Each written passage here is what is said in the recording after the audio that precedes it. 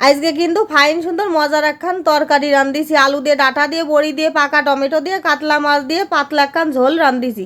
তাহলে কিরাম করে রান্ধিছি সেটাই আপনাদের সাথে শেয়ার করতেছি। নমস্কার সবাই, কিরাম আছেন? আশা করি সবাই ভালো আছেন। তাই এই যে মাছের মুড়োটা কিন্তু ফাইন করে বাইজে নিছি উল্টোই পাল্টাই। মাছের মুড়োয় তো কোনো মাছই নেই, মাছের মাথা তো না, যখন আছে দুখন খাবরি বুঝেছেন, তা আনে খাবরি দুখন ভাজা হয়ে গেছে, আমি তেলেতে উঠোয়ে থুয়ে দিছি। তারপরে যে মাছ কয়খান আছে সে মাছ কয়খান আবার ভাজ দিয়ে হবে তো, তা তেলের পরে কিন্তু মাছ কয়খান সব আস্তে আস্তে দিয়ে দিছি। তা মাছ হলো ভালো ভালো মাছগুলো আগের দিন রান্ধে খাইয়ে ফেলাই দিলাম। আর এলো আছে হলো কয়খান পেটি, তারপরে ওই কানের কাছের একখান মাছ, মানে ওই যে কান সারার কাছের মাছ, এই সব দিয়ে যাই হোক বাজাই গুজাই পুষা আছে, মাছের ওই মাথা আছে, এই সব দিয়েই মাছের ঝোলটা রানবো। তা মাছ কয়খান কিন্তু বাজা হয়ে গেছে, মাছ কয়খান কিন্তু আমি এখন তুলে নিচ্ছি। আর এখন এই তেলটাও কিন্তু নামাই থুতি হবে, কারণ এতখানি তেল দিয়ে তার তরকারি রানবো না, আর মাছ ভাজতে গেলে কিন্তু একটু তেল বেশি লাগে, সেই জন্যই দিলাম। তা তেল নামাই দিছি, তার ডাটা আলুটা আগের দিন ওই যে ফ্রিজে কাটিয়ে থুয়ে দিলাম, তার জন্যই এরকম হলো। এই ডাটা আলু দেওয়ার সাথে সাথে একটু জল গলতিছে, তা কোনো ব্যাপার নাই, জলটা আস্তে আস্তে শুকোই যাবে না, তারপরে আলু দিয়ে ডাটা দিয়ে ফাইন করে ভাইজে ধোয়ানে। আর এদিকে কিন্তু আমি অল্প একটুখানি আদা, অল্প একটুখানি জিরে, আর দুটো কাঁচা, মানে কাঁচা জাল না, দুটো শুকনো জাল বাইটে রাখছি। আর এদিকে কিন্তু তরকারির মধ্যে কাঁচা জাল দিয়ে দিছি, আর দুটো শুকনো জাল দিছি কি জন্য, একটু রং হবে না সেই জন্যে আর কি। মাত্র দুটো শুকনো জাল দিছিলাম ওই আদা আর একটুখানি জিরে বাটার মধ্যে, আর কোনো কিন্তু পেঁয়াজ রসুন বাটা টাটা কিচ্ছু না। তাই যে আলু দিয়ে ডাটা দিয়ে দেখিছেন এই যে ভাজদি ভাজদি সে, মানে সে জলটা কিন্তু শুকোই গেছে, এখন যে ভাজা হয়ে যাচ্ছে।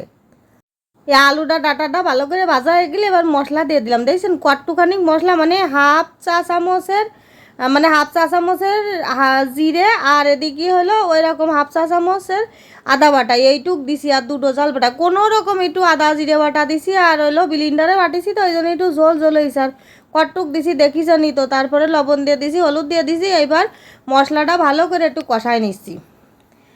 ভালো করে নেড়ে চেড়ে মশলাটা যখন একটু ভাজা ভাজা হয়ে যাবে না, আবার একটু টমেটো দিয়ে দেবো। এই যে দুটো পাকা টমেটো কেটে ধুইলাম, সেই পাকা টমেটোটা এবার হলো তরকারির মধ্যে দিয়ে দিলাম। এবার সে টমেটোটাও এই মশলার সাথে ফাইন করে কষাচ্ছি, আর ভালো করে কষায় নিতে হবে যাতে টমেটোটা গলে গলে যায়।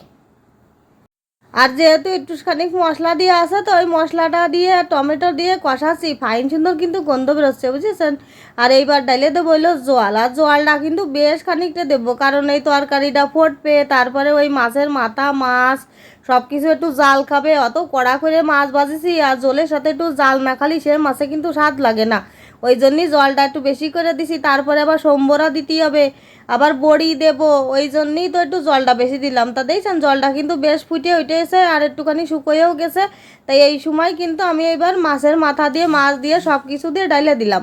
এবার ভালো করে এটাও ভালো করে ফুটোতে হবে, কিন্তু তরকারিটা এই যে ফুটে আইছে, ফুটে আসার পরে কিন্তু রঙটা একটু কমেই যায়, রঙ এরকম হয়ে গেছে। এবার এই তরকারিটা আমি আলাদা নামাই ধুয়ে দিছি, নামাই ধুয়ে এবার কড়াইতে তেল দিয়ে দিছি। ওই যে মাছ ভাজা তেল ডাইলে ধুইলাম, সেইতে একটুখানি তেল দিয়ে দিছি, দিয়ে এবার তেলের পরে কিন্তু শুধু জিরে সম্বরা দিছি, দিয়ে এবার বড়ি কয়টা ডাইলে দিছি। এই যে বড়ি দিয়ে জিরে দিয়ে ভালো করে নাড়ে ছেড়ে নিছি, আর কড়াইটা তো ভালো গরম হয়ে গেছে। এইবার এই যে বড়ি ভাজা হয়ে গেল না, এইবার ওই যে তরকারিটা ডাইলে ধুইছি, এইবার সেই তরকারিটা এর মধ্যেই ডাইলে দেবো, দেওয়া হয়ে গেল মানে সম্বরা দেওয়া হয়ে গেল। এই যে ঢালিয়ে দিচ্ছি, আর যে পরিমাণে কড়াইটা গরম হয়েছে দুমো দুমো হয়ে গেছে পুরো রান্নাঘরে। এই যে তরকারিটা কিন্তু সম্বরা দেওয়া হয়ে গেল। এইবার আর মানে 2-3 মিনিট মতো একটু জাল দেবো, দেওয়ার পরে সামান্য একটুখানি ধনের গুঁড়ো আর হলো জিরের গুঁড়ো, মানে দুটোই কিন্তু ভাজতে হবে, বাইজে নিয়ে সেই গুঁড়োটা এখন ওই মাছের ঝোলের মধ্যে দিয়ে দিতে হবে। তাই যে মাছের ঝোলটা তো রান্না হয়ে গেছে, এখন নামানোর সময় হয়ে গেছে। এইবার হলো নাড়িয়ে ছেড়ে দিয়ে এবার সেই ধনে আর একটু জিরের গুঁড়ো এর মধ্যেই ছাড়াইয়ে দেবো, সামান্য একটুখানি দিতে হবে, আর গরম মশলার গুঁড়ো দিইনি। ধনে জিরের গুঁড়োটা দিলে ফাইন সুন্দর একটা গন্ধ বেরোচ্ছে। আর এই যে মাছের ঝোলটা খাতি আসলে যে কী স্বাদ হইলো তার কি কব, একবার চেষ্টা করে রান্না করে খাইয়ে দেখবেন এরকম করে। তাই যে মাছের ঝোলটা কিন্তু নামাই থুয়ে দিছি, আর এদিকে রান্ধিলাম হইলো কষি আমের জল টক। আর এখন গরমের সময় তো ও প্রায় দিনই কষি আমের জল টক থাকবে না। আর এদিকে তো মনুর বাবা খাতি চলে এইছে, মনুর বাবারে ভাত বেরিয়ে দেবো। তাই আজকে দুপুরে বেশি কিছু রান্ধিনি, এই ছিল হইলো আমাকে দুপুরে রান্নাবান্নার আয়োজন। তো মনুর বাবা আবার ওই কাদার মাছ খাতি পছন্দ করে, তো ওই জন্যই ওই একখান কাদার মাছ দিলাম, আর পেটির মাছ মনুরা খাবে না সেই জন্যই, আর এই যে মাছের ঝোলও দিয়ে দিলাম। আর আমার এই ভিডিওটা যদি আপনাদের কাছে ভালো লেগে থাকে তাহলে কিন্তু অবশ্যই লাইক কমেন্ট শেয়ার করবেন, আর সবাই ভালো থাকবেন। টাটা।